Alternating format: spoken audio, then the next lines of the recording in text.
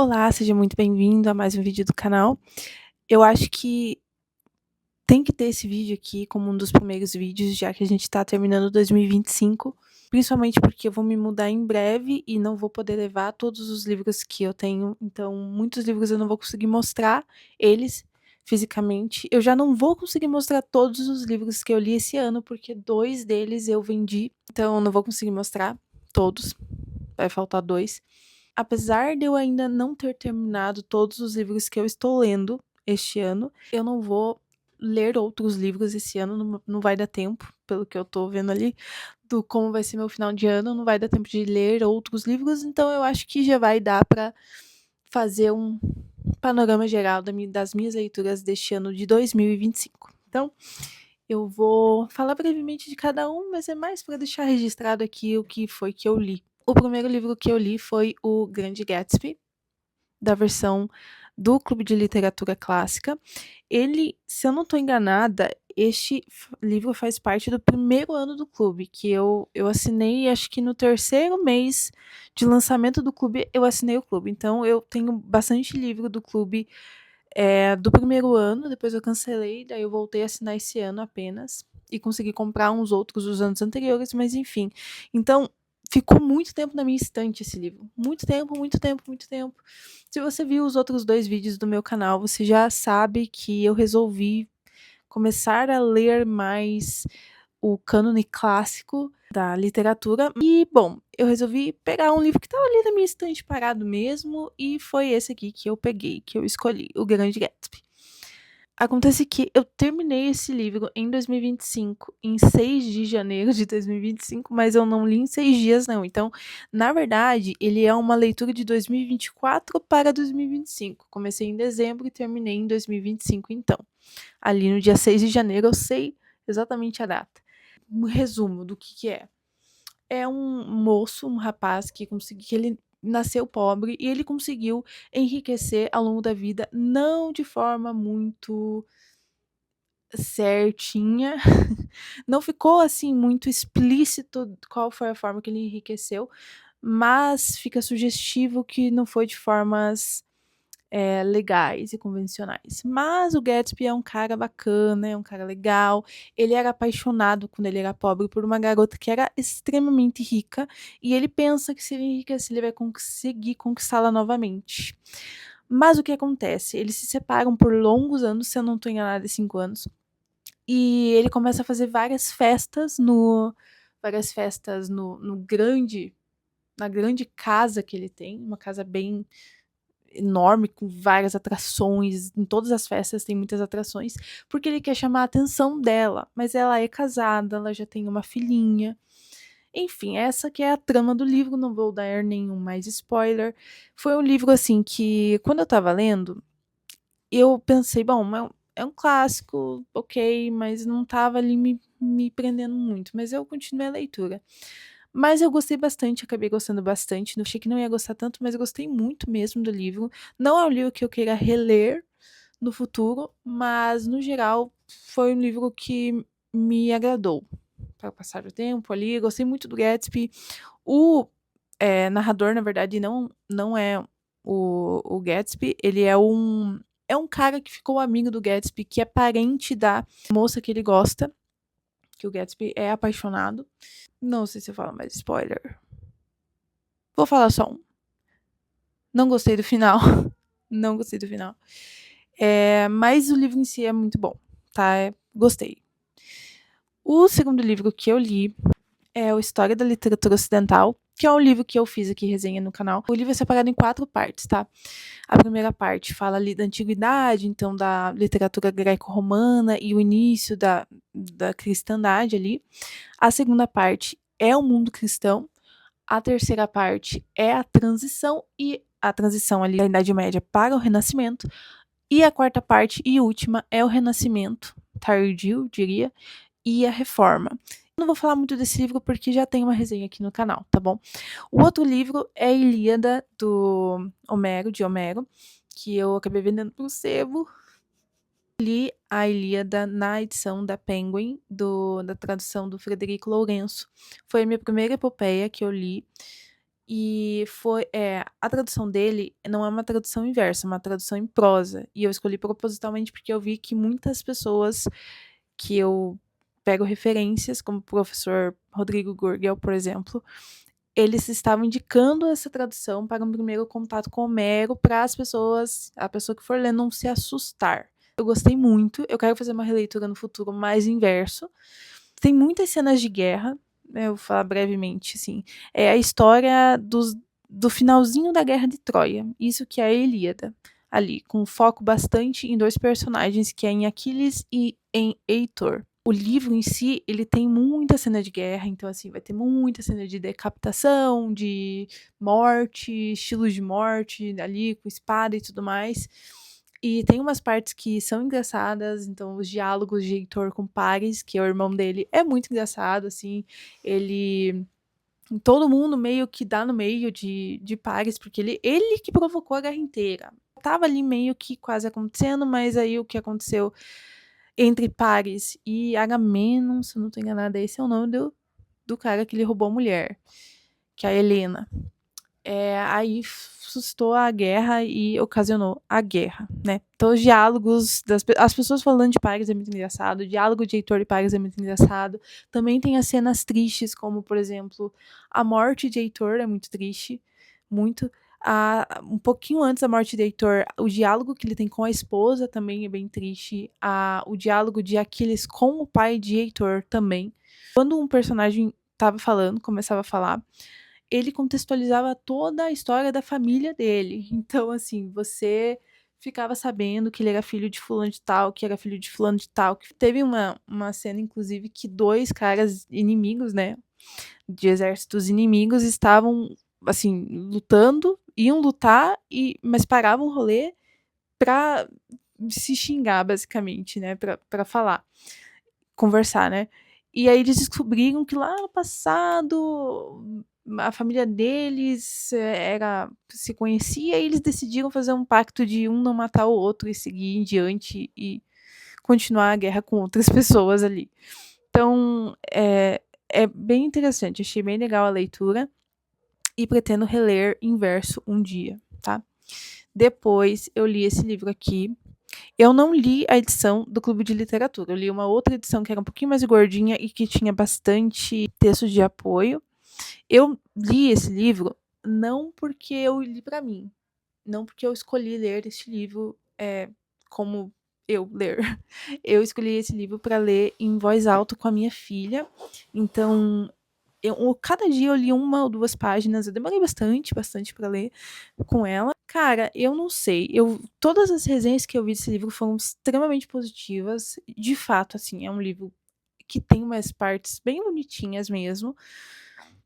Não é um livro infantil, é um livro de criança. Tem umas partes bem fofinhas ali, quando o Pequeno Príncipe tá conversando com a raposa, por exemplo. Tem aquelas frases memoráveis. Você é eternamente responsável por aquilo que cativas. Acho que é assim que fala, né? Entretanto, me deixou bem incomodado o final. E eu não sei se é porque eu não entendi direito, mas assim, ele foi picado por uma cobra? É isso? Eu não, não achei interessante muito o final, não. Não sei qual que é a ideia aqui do final, mas assim, não sei. Achei estranho, sabe? Mas enfim. Aí o próximo livro que eu li foi Consciência Fonológica. Consciência Fonológica em Crianças Pequenas. Eu quero fazer uma resenha desse livro aqui no canal também. Assim, basicamente, isso daqui é um livro para pais e professores que queiram alfabetizar as crianças, os pais sejam em casa e os professores querem usar em sala de aula. Na verdade, o livro ele é escrito pensando em turmas, então pensando em professores. Se você for um pai e mãe e quiser alfabetizar o seu filho em casa, você pode usar esse livro sim, mas você vai ter que adaptar muitas das atividades para quantos filhos você tiver, se for 1, se for 2, se for 3, em idades pequenas, né. Eu fui professora de crianças pequenas por 5, 6 anos, mais ou menos, de musicalização, então eu tinha que fazer muita dinâmica, muita atividade, e acabou que quando eu li o livro, tem muitas atividades que eu reconheci que eu fazia algo semelhante, e outras que a ideia ou melhor, o objetivo que você queria com aquela atividade, eu consegui pensar em outras atividades que eu também atingi o objetivo que era proposto da atividade. Eu marquei no final de cada capítulo os jogos e as atividades que é proposto no capítulo. Eu ia começar a fazer um roteiro, assim, ou melhor dizendo, um plano de aula para alfabetizar a minha filha mais velha. Ela tem 3 anos. 3 anos e meio. Quando eu li, na época ela tinha 3 anos, na verdade, agora ela tá com 3 anos e meio. Eu ia fazer isso, mas eu resolvi comprar um material de diário de consciência fonológica. Não lembro agora o nome da moça que vende isso no Instagram. É um material de apoio muito bacana para esse livro aqui. E então eu tô fazendo as atividades com ela, com o diário de consciência fonológica que eu comprei dessa moça no Instagram, mas eu não descarto a leitura do livro em si. Depois, eu não lembro se eu li 12 Regras para a Vida antes ou depois desse aqui, mas vou mostrar esse aqui porque tá aqui e depois eu falo do livro do Jordan Peterson que eu li esse ano também. Então, o próximo livro foi O Idiota, do Dostoiévski, da edição do Clube de Literatura Clássica. Esse é um dos grandes romances do Dostoiévski. Eu acho que esse é o quarto livro do autor que eu li. Eu já li alguns contos dele, depois eu li Memórias do Subsolo e Crime e Castigo. Então esse é o terceiro romance, digamos assim, né? Mas eu já tinha lido outros contos também. Inclusive iniciei com Dostoiévski lendo contos. Não tenho o que falar, né? Dostoiévski é excelente. Esse é um dos livros que eu vou levar para onde eu vou. Os livros do clube eu vou tentar levar a maioria, né? Mas o restante eu não vou levar nenhum. Enfim, assim, não quero dar spoiler, mas o que eu posso dizer? Teve 2 momentos que me chamaram muita atenção deste livro. O primeiro momento foi quando um dos personagens que estava... vou ter que dar um pequeno spoiler. Um dos personagens, ele estava com uma sentença de morte dali 2 semanas. Ele ia morrer dali 2 semanas. E ele resolveu escrever uma carta. Ele fala uma frase, deixa eu até achar a frase aqui. Tava procurando o trecho aqui e eu achei. Tá na página 397. Basicamente, esse personagem de quem eu falava, ele escreveu uma carta e no meio da festa, do rolê ali que ele estava participando, ele resolveu ler essa carta em voz alta. Então ele começou a falar de um médico que ele ajudou, e por causa da ajuda dele, o médico conseguiu salvar a família dele da fome, que eles estavam passando fome, enfim. E daí ele estava falando que às vezes a gente pensa, bom, por que eu vou fazer o bem aqui se é um bem tão pequenininho, se é só para uma pessoa ali, não vai dar em nada. E ele estava explicando o quanto às vezes a caridade individual ela tem proporções que a gente nem consegue conceber. Então, melhor eu ler do que ficar tentando explicar, olha só. Não é caridade que ele usou a palavra, é esmola.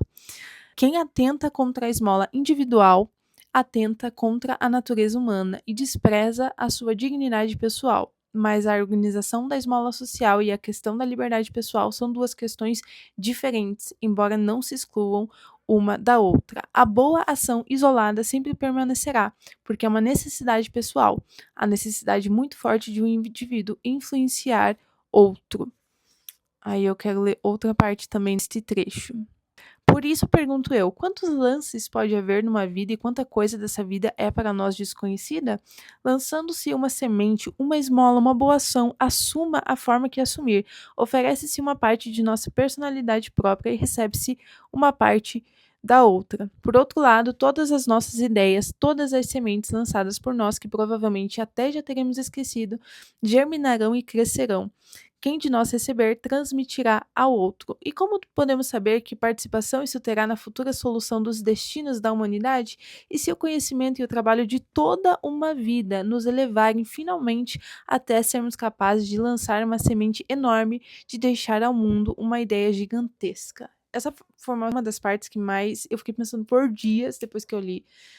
Realmente, às vezes a gente acha que uma pequena ação, uma coisinha pequenininha, por que fazer? Não vai dar em nada, mas a gente não tem noção, muitas vezes, da magnitude daquilo que vai causar em outras vidas e o efeito colateral que aquilo vai ter. E eu acho que esse é o sentido deste trecho aqui.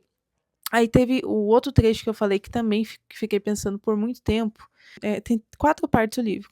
No comecinho da quarta parte, Dostoiévski, né, ou melhor, o narrador do livro, que é um narrador onisciente, ele começa a descrever tipos de pessoas. Então ele fala assim, que existem 2 tipos de pessoas, as limitadas e as bastantes mais espertas. As primeiras são mais felizes. Ele tá falando que um dos personagens pertencia ao tipo das pessoas bastante mais espertas, que ele tinha dito que são as pessoas do tipo mais infeliz. Olha só o que ele fala sobre esse tipo de pessoa. Para um indivíduo desses, a ideia de ter cumprido muito bem as suas obrigações humanas não é minimamente tranquilizadora nem consoladora. Pelo contrário, é isso que o irrita. Vejam como desperdicei a minha vida, com que me ataram as mãos e me impediram de descobrir a pólvora. Se não fosse isso, descobriria inevitavelmente ou a pólvora ou a América. Não tenho certeza de que descobriria exatamente, mas descobriria com certeza. O mais característico nestes senhores é que eles realmente, durante toda a sua vida, não conseguem perceber até o fim o que necessitam exatamente tanto de descobrir e o que estão prontos para descobrir toda a sua vida. Será a pólvora? Será a América? O certo é que o sofrimento e a nostalgia que tem de descobertas chegava, palavra de honra, para fazer um Colombo ou um Galileu.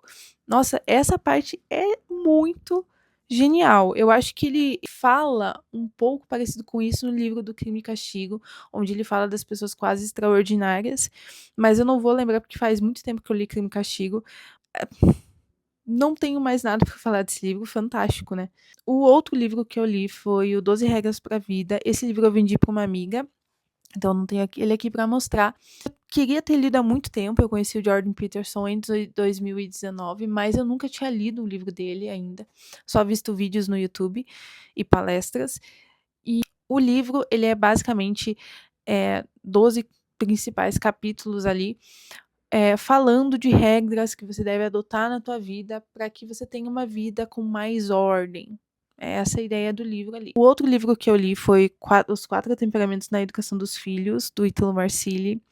Eu li esse livro porque meus filhos estão crescendo e eu pensei, será que eu consigo identificar o temperamento deles? Então, como eu tinha esse livro na estante que eu comprei há muitos anos, eu pensei, vou ler para, assim, ver como que é os temperamentos, se tem alguns macetes que eu posso usar. Pensei que talvez fosse me ajudar, no final das contas foi interessante, é um livro interessante de ler para conhecer os temperamentos.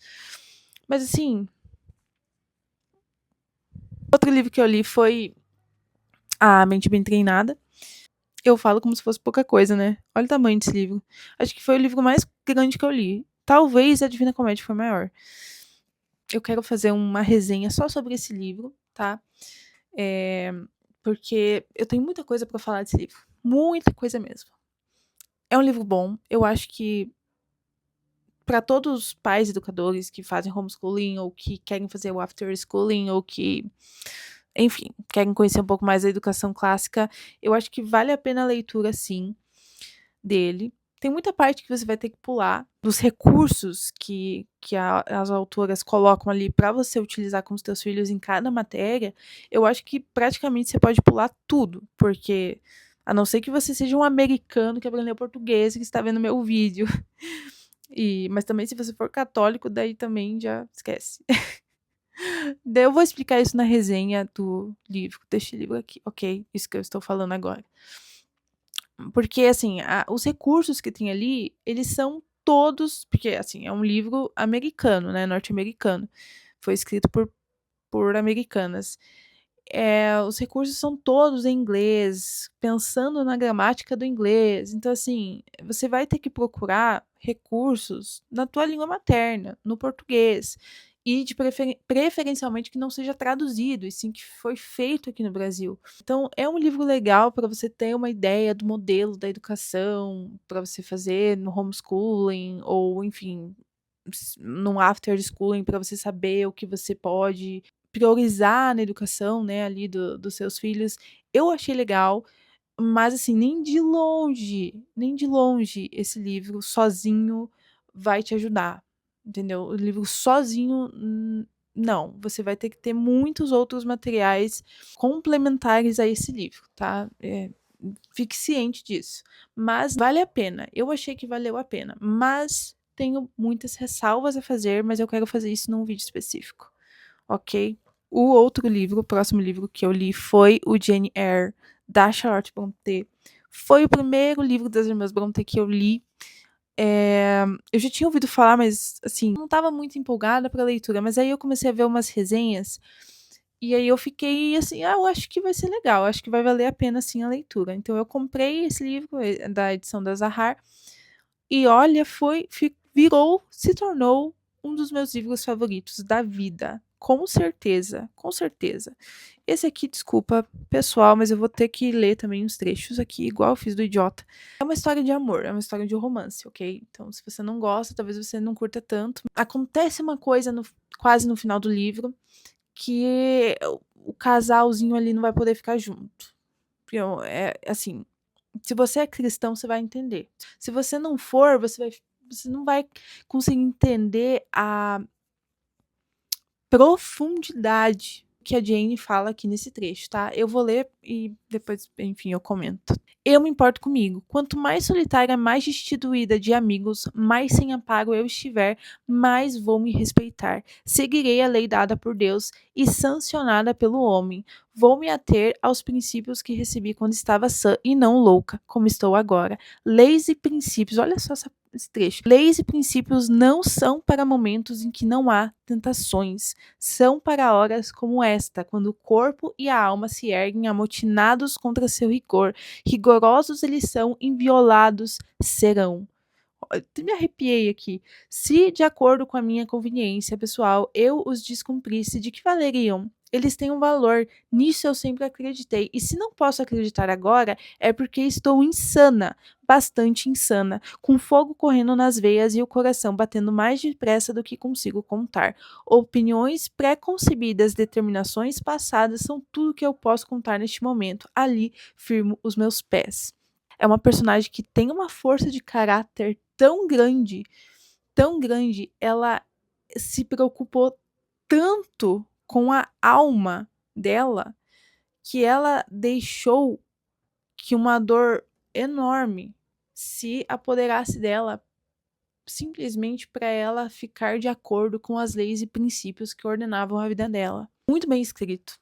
A personagem ela tem uma força de caráter muito grande, é uma personagem muito forte e eu adoro ler livros com personagens fortes assim. É um livro completamente cristão também. No final do livro ela fala uma frase linda também. E a cada momento eu respondo com mais ardor. Amém, que venha Senhor Jesus. Então é um livro profundamente cristão. Se você leu e não achou isso, você não entende de cristianismo, ok?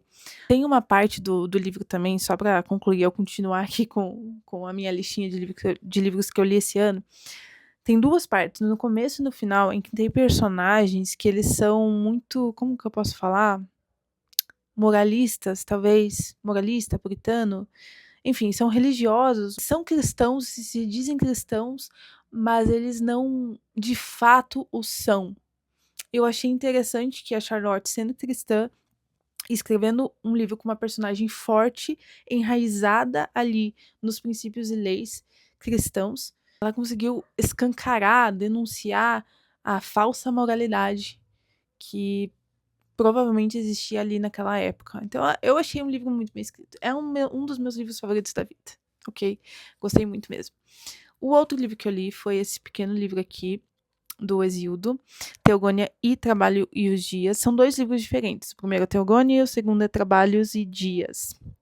Eu li também porque tá na minha listinha que eu fiz de livros para ler para a vida, né? Do Otto Maria Carpo. Ali do primeiro volume ele cita Hesíodo, né? Então eu já li dos livros que ele fala ali, eu já li Homero, Hesíodo e a Divina Comédia. E por enquanto é só, né? Daí no futuro eu vou ler mais livros, né, da lista ali do primeiro volume do Carpo. Olha, apesar de ser um livro fininho, eu não li tão rápido não, porque é um livro que não é, assim, difícil de ler, né? Principalmente nessa versão aqui da Martin Claret. Mas é um pouco denso, então você não dá pra ler muito rápido. Pelo menos eu não consegui, né? Tô falando da minha experiência, pode ser que com você seja diferente. Mas, enfim, teogônia ali, na verdade, seria uma cosmogônia, quase, porque ele fala ali da criação do universo e da criação e a origem dos deuses na mitologia, né? Tô falando. Ali do que já tinha de tradição na época, muito provavelmente. E da criação do ser humano. E olha, eu amei a forma, desculpa, com todo respeito, mas eu amei a forma que ele fala da criação da mulher, porque primeiro os homens foram criados, depois as mulheres, e Zeus criou as mulheres como castigo para os homens, castigo para os homens. E ele ainda fala que, ó, eu vou te dar um castigo que mesmo se você ficar feliz, mesmo se você tiver uma esposa boa, ainda assim você vai ter o bem com o contraponto do mal ali. Então, não tem para onde correr, entendeu? Você ter uma mulher no mundo, ter as mulheres no mundo, vai ser sempre uma coisa dual. Você não vai saber se é realmente uma coisa boa ou se é uma coisa ruim. Mas no mais, no caso das dúvidas, é uma coisa ruim. Fala que a mulher é dissimulada, que a mulher não sei o quê. Eu achei engraçado, porque eu fiquei imaginando assim, nossa, Exildo ficou com o coração tão magoado, né? Que alguma mulher magoou tanto o poeta na época dele que ele pensou, vou escrever um livro e falar que, ó, mulher é uma desgraça, mulher é um castigo dos deuses. E mesmo assim a gente gosta. Como pode isso? Achei interessante, mesmo nesses trechos, de ver a visão que tinha na época dessa dualidade, se mulher é boa, mulher é má, que é uma coisa que desde que o mundo é mundo, os filósofos discutem e pensam, né? Foi uma leitura interessante para eu conhecer um pouco mais da mitologia grega, mas, né, tenho muito mais para ler para realmente eu dizer que eu conheço algo da cultura grega, né? Aqui eu falei mais como uma piada e falei mais brincando, né? Porque essas cenas realmente eu ficava achando engraçadas. E aí o próximo livro, né, o penúltimo livro que eu li foi o Autópsia do Feminismo, da Débora Luciano, do Olavo Cos. Olha, talvez tenha sido o segundo melhor livro que eu li esse ano, né? O primeiro eu falei ali que foi a História da Literatura Ocidental. O Jane Eyre, ele virou um livro favorito da vida. O Idiota, eu posso considerar também, assim, um livro favorito da vida, né? Os romances ali que eu realmente gostei de ler. Agora, a Autópsia do Feminismo, eu gostei mais de uma forma, da mesma forma que eu gostei do História da Literatura Ocidental. Para começo de conversa, é um livro extremamente bem escrito. Então, saiba que a sensação, olha, a sensação que eu tive lendo foi uma sensação parecida quando eu li o Carpo, ok? Muito bem escrito mesmo. O livro, eu quero fazer uma resenha só sobre esse livro, porque se eu começar a falar, tem muita coisa para falar, mas basicamente o Autópsia do Feminismo, ele é um livro fruto de uma pesquisa que a Débora fez a respeito do que foi esse monstro chamado feminismo, e no meio da pesquisa dela, ela percebeu ali que o feminismo já não existia mais, porque deu lugar a uma outra coisa. Não que os ecos, se assim eu posso dizer, do movimento político feminista não exista mais, mas existe outra coisa no lugar. Mas eu quero falar mais sobre isso numa resenha separada deste livro, ok? É um livro que eu li muito rápido, porque eu tava com medo que eu ia precisar me mudar muito rápido, e como eu já falei, eu não vou poder levar a maioria dos livros físicos que eu tenho, e eu tava com medo de não conseguir levar esse livro e não conseguir terminar ele de ler, então eu acabei lendo muito rápido. Depois que eu li ele, eu fiz o fichamento, e eu pretendo, a partir desse fichamento, fazer um roteirozinho ali para eu conseguir falar das ideias principais do livro. Mas assim, é o melhor livro que conseguiu rastrear ali a origem do movimento feminista e que conseguiu colocar de uma forma muito bem explicada, de uma forma muito didática, a metafísica deste movimento filosófico feminista chamado feminismo, ok? Então, é uma leitura que vale muito a pena mesmo. Olha, eu gostei muito da leitura, tá? Mas vou fazer uma resenha para explicar melhor, ok? E fica a recomendação aqui, muito bom esse livro. E o último livro que eu li, que eu comentei um pouquinho no vídeo de apresentação aqui do canal, foi A Divina Comédia, tá? Uma coisa importante de falar, eu não li esses livros em ordem. Então, tipo, terminei um, depois eu comecei o outro, depois eu comecei o outro. Muitos desses livros eu lia ao mesmo tempo, quase 2 ou 3 livros eu li ao mesmo tempo. Então, esse livro da Divina Comédia, por exemplo, eu comecei a ler em abril e eu fui terminar agora em outubro. Então, eu demorei muito tempo para ler, muito. Como eu já falei, né, eu tive muitas fontes de apoio. Eu não vou repetir aqui porque eu já falei em um outro vídeo.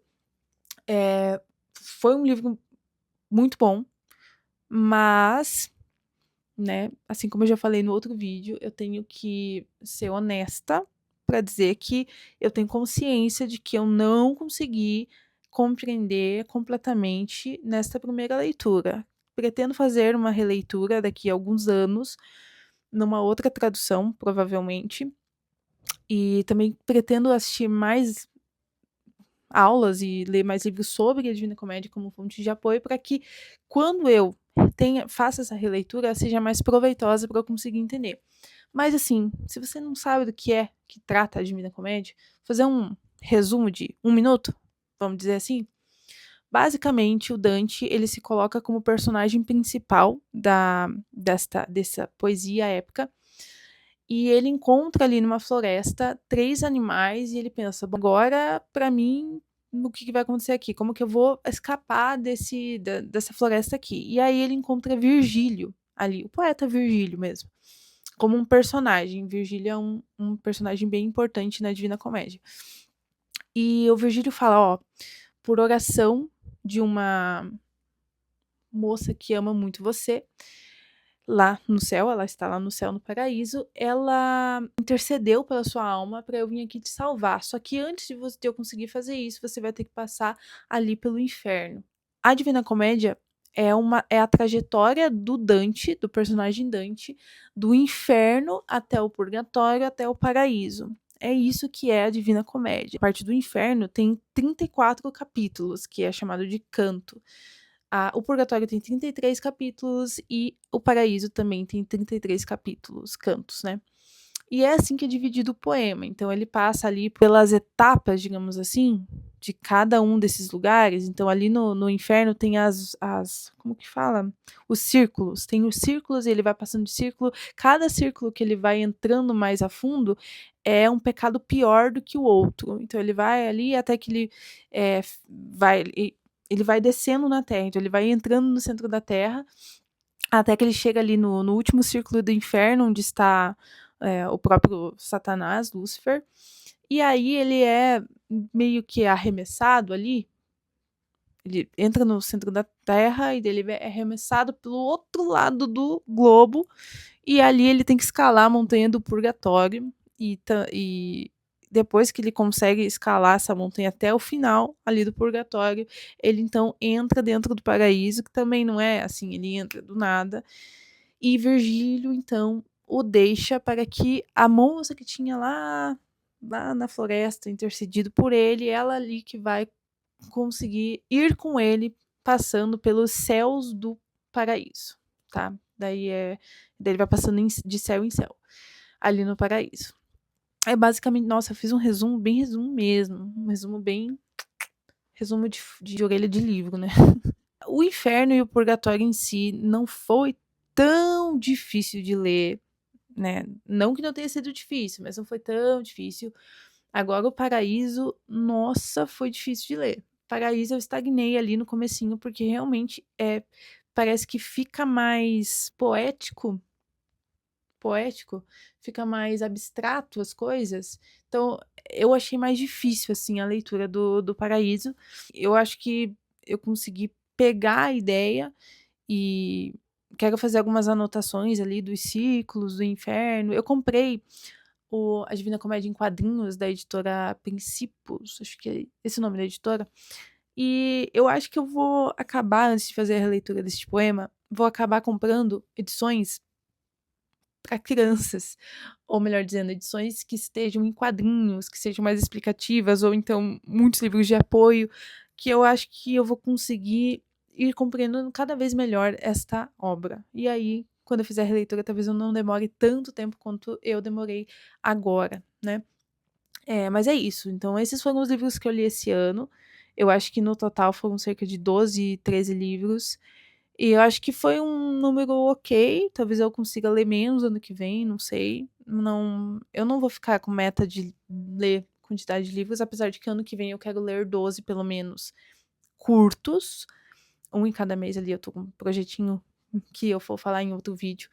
Mas, assim, livros grandes, eu não vou fazer meta de ler quantidade. Eu vou lendo na ordem que eu ficar afim, assim.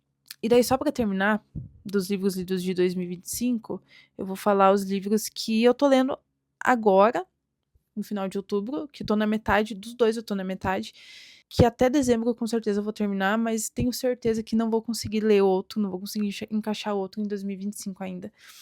Mas enfim, então esse livro aqui, Drácula, eu tô na metade já. Eu não vou falar desses aqui, porque eu já falei em outro vídeo, tá? Tô gostando muito de Drácula. A leitura está sendo muito, muito bem escrito. E não tá sendo tão fácil, mas ao mesmo tempo não tá. É porque eu tô lendo esse Drácula em inglês e o outro livro que eu vou falar agora eu tô lendo em espanhol. Como eu já falei em outro vídeo aqui, né? Drácula tá sendo bem escrito, mas estou tendo ali uma certa dificuldade por causa da língua. Mas alguns trechos são mais fáceis, outros mais difíceis, mas no geral tô gostando bastante do livro. E esse livro aqui, Marianela, que eu fiz um breve resumo no primeiro vídeo aqui, quando eu falo das minhas leituras atuais, eu fiz um breve resumo desse livro aqui. Então, se você quiser saber do que se trata, veja o vídeo lá, que eu vou estar falando melhor. Provavelmente ano que vem eu vou querer ler mais livros deste mesmo autor. E é isso, então. Essas foram as minhas leituras de 2025. Espero que vocês tenham gostado dos breves resumos que eu fiz. E se você se interessar por algum desses livros, ou se você já leu e talvez você discorde da minha opinião, ou você concorde, quer dar mais ênfase, por favor, comente aqui embaixo que eu vou adorar ler o que você tem para falar sobre os livros que eu li. E é isso. Até mais.